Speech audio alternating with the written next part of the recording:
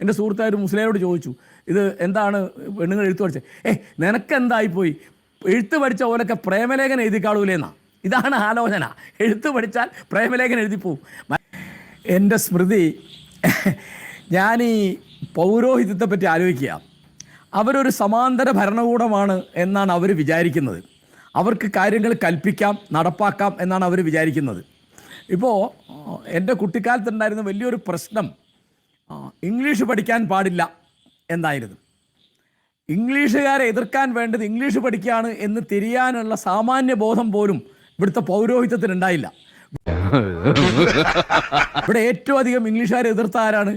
അലിഗഡിൽ ചെന്ന് ഇംഗ്ലീഷ് പഠിച്ച മുഹമ്മദ് അബ്ദുറഹിമാനാണ് എതിർത്തത്. ആ അബ്ദുറഹിമാൻ കാഫറാണെന്ന് പറയാൻ ഇവിടെ ആളുണ്ടായി. ഇതാണ്, അതായത് പുതുമ എന്ത് വന്നാലും അലിഗഡ് മുസ്ലിം യൂണിവേഴ്സിറ്റിയുടെ സ്ഥാപകൻ സർ സയ്യിദ് അഹമ്മദ് ഖാനെ കാഫർ എന്നാണ് വിളിച്ചത്. അപ്പോൾ എല്ലാ തരത്തിലുള്ള കലാരൂപങ്ങളെയും എതിർക്കുക. പ്രത്യേകിച്ച് കലാരൂപങ്ങളിൽ എന്താ ഉള്ളത്? വ്യക്തികളുടെ സ്വാതന്ത്ര്യമുണ്ട്, അവരുടെ സന്തോഷമുണ്ട്.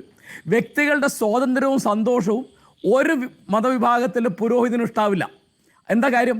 അവർക്ക് ദൈവമുണ്ട്, മരണമുണ്ട്, പരലോകമുണ്ട്, നരകമുണ്ട് എന്ന് പറഞ്ഞ് പേടിപ്പിച്ച് നിർത്തുകയാണ്. സന്തോഷിക്കാൻ പാടില്ല, സ്വാതന്ത്ര്യം അനുഭവിക്കാൻ പാടില്ല. അപ്പോൾ ഫ്ലാഷ് മോബ് എന്ന് കുറച്ച് കൊല്ലം മുമ്പ് ഒരു ഏർപ്പാടുണ്ടായിരുന്നു മലപ്പുറത്ത്. അതിൽ പങ്കെടുത്ത ഒരു പെൺകുട്ടി, അവളുടെ പേരെൻ്റെ ഓർമ്മ ശരിയാണെങ്കിൽ ജസ്ല മാടശ്ശേരി. അവൾ കേസുകാരിയായിരുന്നു, മുസ്ലിം കുടുംബത്തിൽ പറഞ്ഞ കുട്ടിയാണ്. അത് വലിയ പ്രശ്നമായി, ഒന്നും പറയണ്ട. എത്ര കാലമാണ് ഒരു ഫ്ലാഷ് മോബ് പങ്കെടുത്തതിന്. അപ്പോൾ അവർ ശരീരം കൊണ്ട് ചലനമുണ്ടാക്കുന്നു, അവർ സന്തോഷിക്കുന്നു. ഇപ്പോൾ എൻ്റെയൊക്കെ കുട്ടിക്കാലത്ത് മദ്രസയിൽ അറിയോ, പെൺകുട്ടികൾക്ക്, ഞാൻ സുന്നി മദ്രസയിൽ പഠിച്ച ആളാണ്. ഞാൻ 1962 ഞാൻ 5ാം തരം പരീക്ഷ പാസ്സാകുമ്പോൾ എൻ്റെ കൂടെ പഠിക്കുന്ന പെൺകുട്ടികൾക്ക് പരീക്ഷ എഴുതാൻ പാടില്ല, എഴുത്ത് പാടില്ല, എഴുത്ത് പഠിക്കാൻ ഹറാമാണ്. അങ്ങനെ ഇവർ പണ്ട് ഹറാമാക്കി എന്തെല്ലാം ഹലാലായി. അപ്പോൾ 1985 40 കൊല്ലം മുമ്പ് ഫറോക്കിലൊരു പള്ളിയിലെ ഇമാമിന് ജോലി നഷ്ടപ്പെട്ടത് അദ്ദേഹത്തിൻ്റെ മൂത്ത മകൻ വീട്ടിൽ, അദ്ദേഹം ഗൾഫിൽ നിന്ന് ഒരു TV കൊണ്ടുവന്ന് വെച്ചു. ആ TV നമ്മുടെ ഇമാമ് കാണുന്നുണ്ടാവാം എന്ന് പറഞ്ഞിട്ട് അദ്ദേഹത്തെ പുറത്താക്കിയത് 1985. ഇപ്പോൾ അവർ ചാനൽ നടത്തുന്നു. ആലോചിച്ച് നോക്കൂ. ഇതുപോലെ ഫോട്ടോ എടുക്കുന്നത് ഹറാമായിരുന്നു, ചിത്രം വരയ്ക്കുന്നത് ഹറാമായിരുന്നു. എൻ്റെയൊക്കെ കുട്ടിക്കാലത്ത് ഇവിടെ മദ്രസയിൽ ശാസ്ത്രമേളയ്ക്ക് പോകുന്ന ഹറാമായിരുന്നു. പിന്നെ ഫുട്ബോൾ കാണാൻ പാടില്ല. ഇറാനിൽ വലിയ പ്രശ്നം ഉണ്ടായത് അത്. കാരണം ഫുട്ബോൾ കാണുമ്പോൾ മുട്ടിൻ്റെ മേലെ ട്രൗസർ ഇട്ട ഒരു പുരുഷനെ കാണുന്നു എന്നാണ്.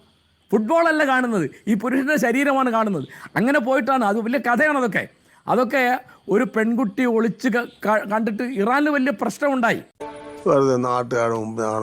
ഇപ്പം ഏറ്റവും വലിയ പെണ്ണുങ്ങളെ അടിച്ചിരുത്തുക, അടക്കിയിരുത്തുക എന്നുള്ള സ്ത്രീ വിരുദ്ധമായ നിലപാടാണ് ഇതിൻ്റെ പിറകിലുള്ളത്.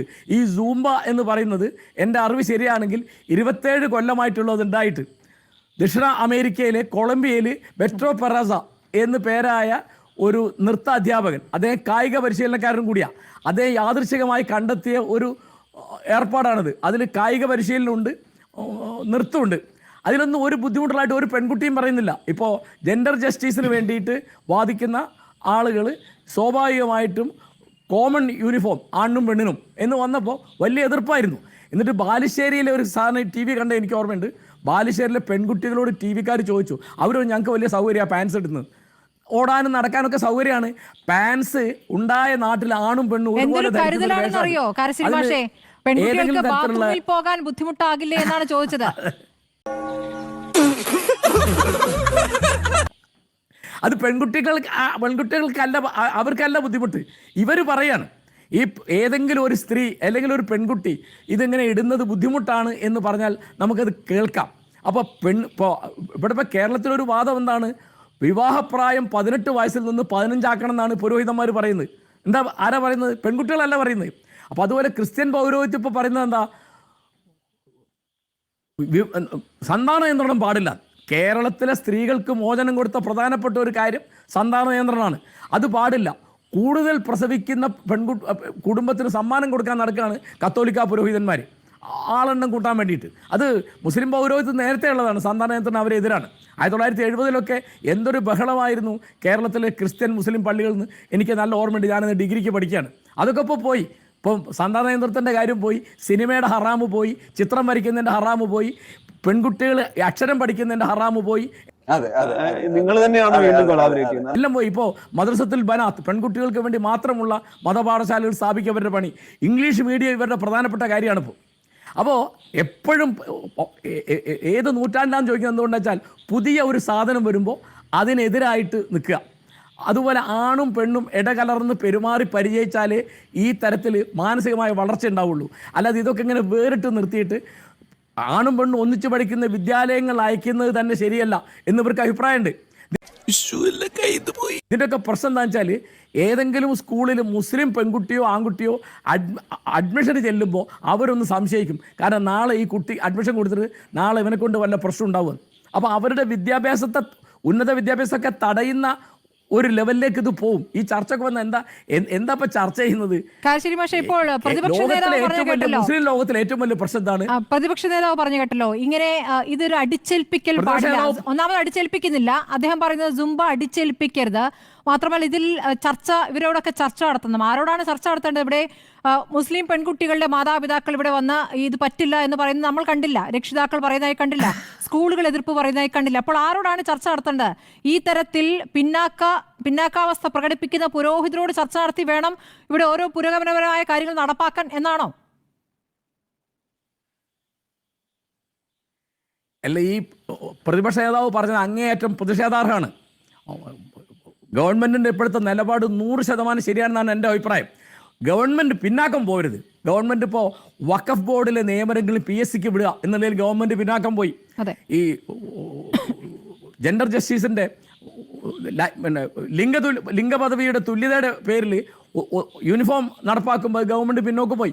ഇതിൽ അടിച്ചേൽപ്പിക്കുന്ന പ്രശ്നമില്ലല്ലോ. കാരണം നിങ്ങൾ ഫുട്ബോൾ കളിക്കുന്നില്ല എന്നുള്ളതിന് ആരും സെക്സ് എഡ്യൂക്കേഷന്റെ കാര്യത്തിൽ പിന്നാക്കം പോയി. സ്കൂളുകളിൽ ലൈംഗിക വിദ്യാഭ്യാസം പാടില്ല. അതെ, പിന്നാക്കം പോകരുത്. ലൈംഗിക വിദ്യാഭ്യാസം എന്ന് പറഞ്ഞാൽ വളരെ അത്യാവശ്യമുള്ള ഒരു സാധനമാണ്. ലൈംഗിക വിദ്യാഭ്യാസം എന്നുള്ളത് ഇപ്പോൾ ഇന്ത്യയിൽ മൊത്തത്തിൽ ഇപ്പോൾ ട്രാൻസ്ജെൻഡർ എന്ന് പറഞ്ഞാൽ എന്താണെന്ന് തിരിയാത്ത ആളുകളാണ്.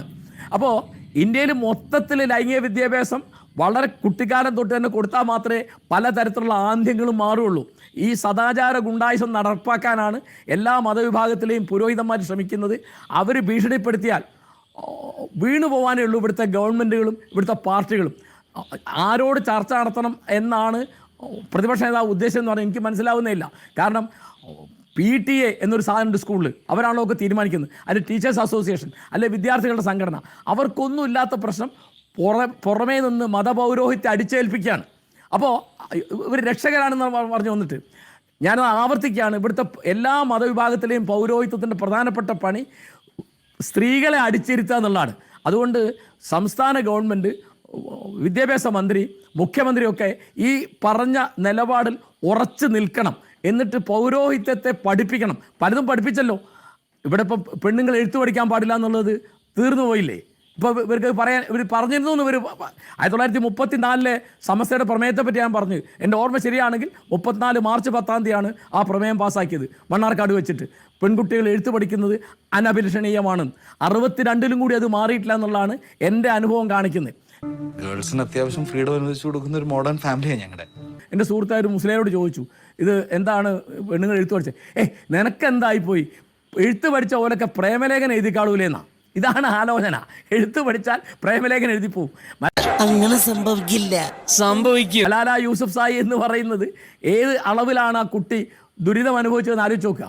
അപ്പോൾ പൗരോഹിത്യത്തിന് കീഴടങ്ങാത്ത രാഷ്ട്രീയ പ്രവർത്തനം ഉണ്ടെങ്കിൽ നമുക്ക് നവോത്ഥാനവും തുല്യതയും നീതിയും ഉണ്ടാവുള്ളൂ.